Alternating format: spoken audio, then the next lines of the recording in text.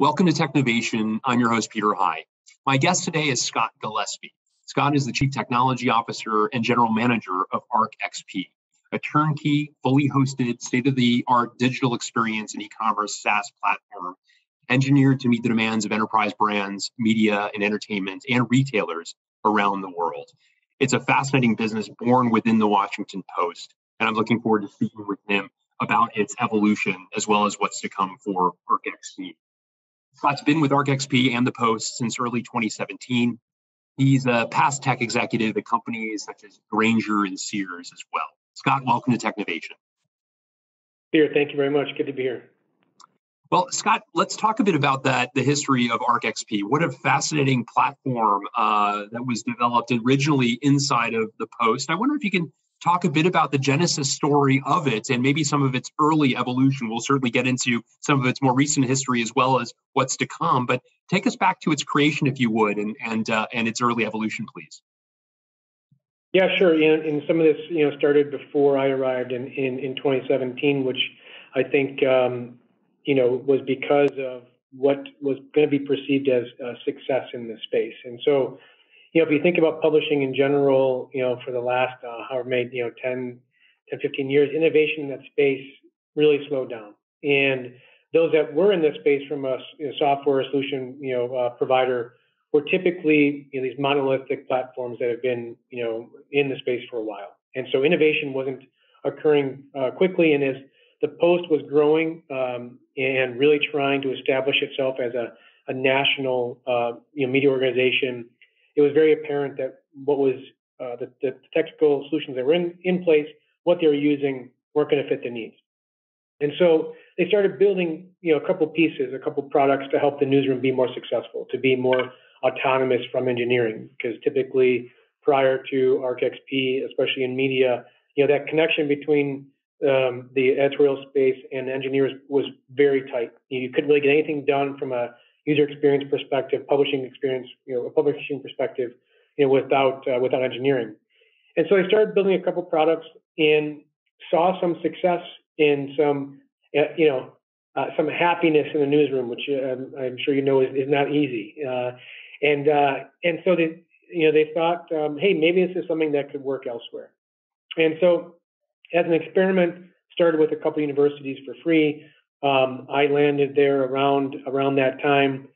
There were probably about 4 or 5 products that were in place, and as we continued to innovate on the Post side, it became clear, at least from my background, that there was a much bigger opportunity here, longer term, with the problems that exist across all these verticals. Every brand is a content creator. Every retailer is a content creator. And in every publisher and media organization. And so if you can solve it for the masses there, and if you look at it just in that perspective for content creation, and if we could augment that with a couple different products, make it easier to curate the site, develop on top of the site, innovate on top of it. Our partnership with AWS has always been very strong. And so we had a good foundation that we can build on top of. And from there, it just evolved, and we started getting customer after customer. We focused a lot on, I think because we came from that space and publishing was where we first started, to try to acquire customers. We had that innate knowledge, and we understood the space well. And so there was this mutual respect, and obviously the ownership, and then the brand of the Post, didn't hurt. That's for sure. You mentioned AWS and the tight relationship there. It won't be lost for many of our listeners that it would be known certainly to many of them that Jeff Bezos personally owns the Post and ArcXP. And as a result of that, there's a tight relationship across the broader kuretsu, I suppose, of Bezos's properties. I wonder, in some ways, the way you're describing this isn't necessarily so dissimilar from AWS itself. A retailer developing a solution to meet complex needs of itself, then recognizing, wait a second, we've solved something that others like us probably have as a need as well. To what extent was that an analogy that was useful in thinking about the broader implications or possibilities of ArcXP? Yeah, you're spot on. And let me just maybe first acknowledge the first point. And so we were using AWS before Jeff acquired us. And there's like you said, Jeff owns the Post personally, separate from obviously Amazon and AWS. And it's even more difficult to work together because of that ownership, right? So we're not getting any special treatment, that's for sure. But I will say we met with Jeff multiple times, and he has said that those exact words. This reminds him of the days when AWS, started out for Amazon, obviously at a smaller scale, but the way that the business has evolved and matured, how we now have expanded into other verticals, and provided, really focusing on the customer experience, speed, efficiency, productivity. There's a lot of synergies, or a lot of similarities between the two. Very interesting. I also wanted to ask a bit about that initial phases not long after you joined, when the organization pivoted from first and foremost serving its first customer, the Post itself, then having to test with some of the academic papers, I should say the university papers, as free trials, just to make sure that it was something that could be used outside of the four walls of the Post, to then go to true competitors in the media space of a property like the Post. To what extent was that controversial in either direction? I could certainly see perhaps some of the folks from the Post saying, wait a second, this competitive advantage of ours is going to be taken to our competitors. And likewise, potentially some of at least the initial concerns that a competitive property might say, or might have rather, in investing in something that at least was created within the confines of a competitor. How did those early phases work? Yeah, I mean, you're right. I think there's always hesitancy. One, it's something new, and two, when you are a competitor in the space, leveraging the technology. I mean, I'm sure you're well aware, AWS faced the same challenges going after retailers, right? I mean, I remember I was at Grainger. It was like, they weren't the first we were going to use, that's for sure, right? And so we kind of expected that going into it.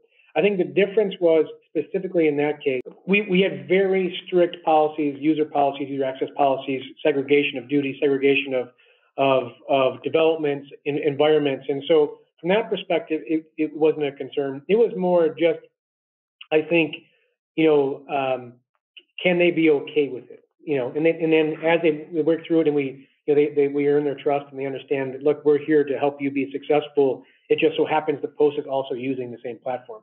Well, there was definitely in the early days hesitancy, but that was overcome pretty quickly. That's great to hear.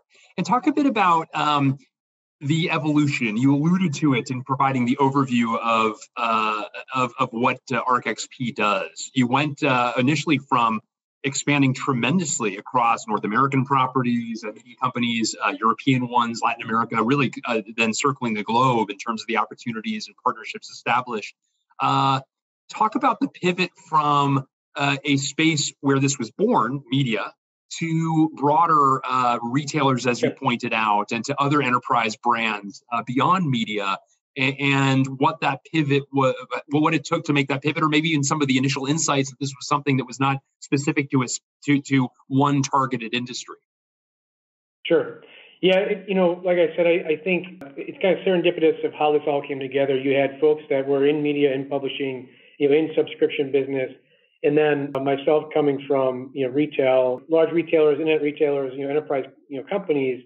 It was very apparent that the problems that existed previously in the companies I worked with and the solutions we worked with, that this could be something that with the right amount of focus, investment, could fit these other verticals, right? And so like conceptually, it all made sense. Now the execution is the hard part. And so as we started getting more successful in winning business and making a lot of impact for publishers and then broadcasters, there's a lot of scale there that is, probably from a traffic perspective is much more significant than, either internal enterprise, marketing sites or retail. Now, when you get to, conversion and checkout, it's a different animal. But you look at just the top of the funnel, the sheer amount of volume and traffic. And so the fact that we could scale for that, plus do it globally. So we're in four AWS regions across the globe. We're in 26 countries now. It was a very natural transition revolution to then focus on enterprise and then on the commerce space. And so, an example, British Petroleum was a customer. their challenge was they really look at themselves as a newsroom internally. They have 80,000 employees they have to reach across, however many countries, 70 different, sites, internal sites, and then external marketing sites. And so that's a lot of content. That's a lot of different channels you have to, communicate on. And rather than use the different point solutions, which they were doing, as well as the problem that they were trying to solve was collaboration across the functional areas. Built into the platform is collaboration because we knew we had a distributed workforce with media, with the newsroom. We knew we were in different locations, and we knew that we had to support a lot of them, 2,600, journalists in the Post. And so it was a very natural fit for the use case that they had. And once we kind of solved that use case, got in production, it just reinforced, our strategy and that we can continue down this path. Now, between publishing and the enterprise customers was broadcast. And we run some of the largest broadcasters, not only in the US, but globally, specifically in the US, Cox Media Group, Gray TV, Grand Media Group, some really large broadcasters that had very similar problems that publishers did, but at a different scale. Gray TV now has over 100 different sites that they run. They are one of the largest terrestrial, broadcasters in the country. And so the problem that they had was they had local content that was really important, but they also wanted to share national content across each local market, and then vice versa, local up to national. Again, the platform supported that, so it was a very natural fit. Now, what they did force us to do was look at our video capabilities, our end-to-end video platform. And so while we had a base foundation and a base capabilities which was Video Center now, it wasn't what it needed to be for broadcasters. And so we invested a lot in that space. Now, fast forward to today, video is extremely important for retailers. Engaging consumers through video, whether it's live streaming or that's video on demand, product marketing, it's becoming just as important as a channel or a way of engaging consumers. We fit very well on that. We've scaled to running broadcasters. So, filling this need for enterprise or retailers is actually a much simpler use case for us. And I think I heard you in the early part of that, your response, the advantages of having somebody like yourself who's not a lifetime person in the media space.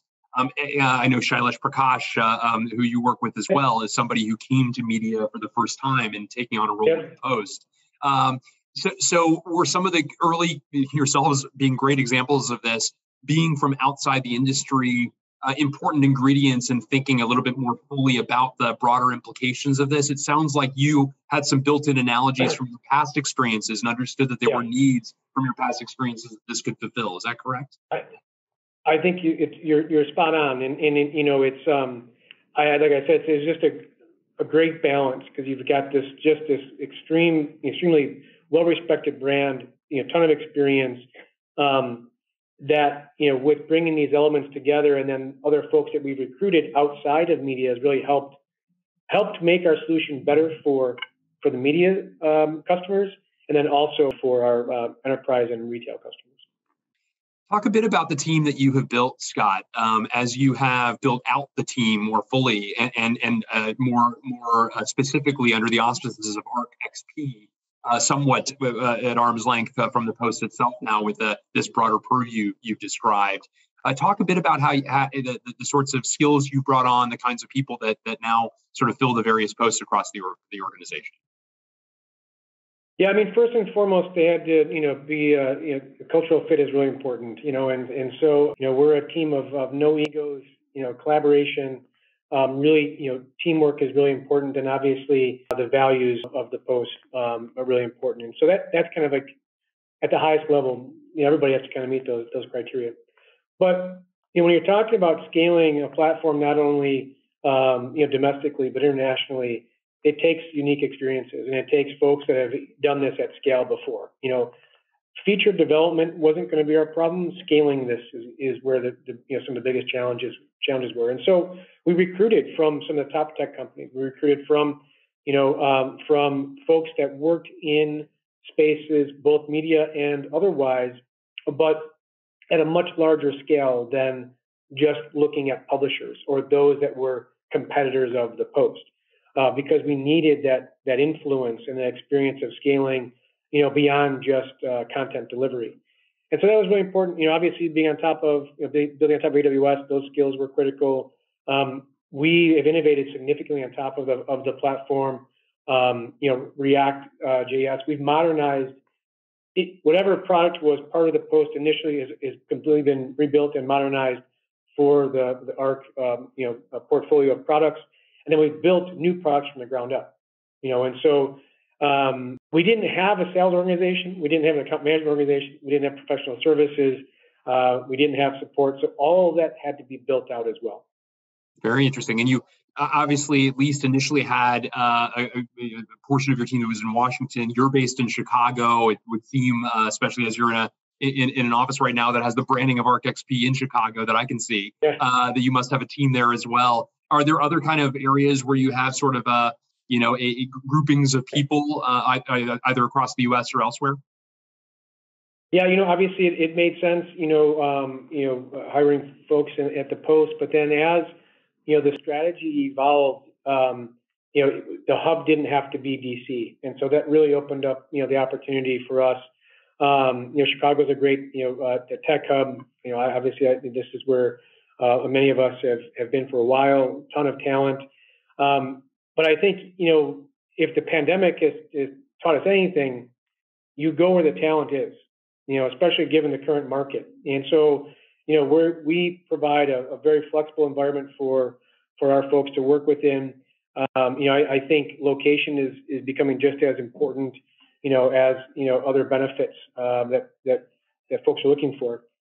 Then also internationally, right? So we got presence in France, and we're starting to open up.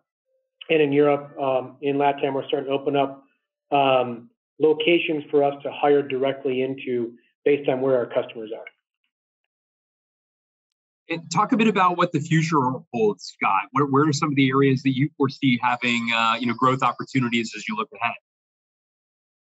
What's been exciting, Peter, one is just the team that we've built and just how amazing they are, but then also how much I believe we really helped our customers be successful on the platform. Whether it's growth through traffic, revenue, reprioritization of resources to focus on that which is going to differentiate their business, user experience, customer engagement, audience engagement.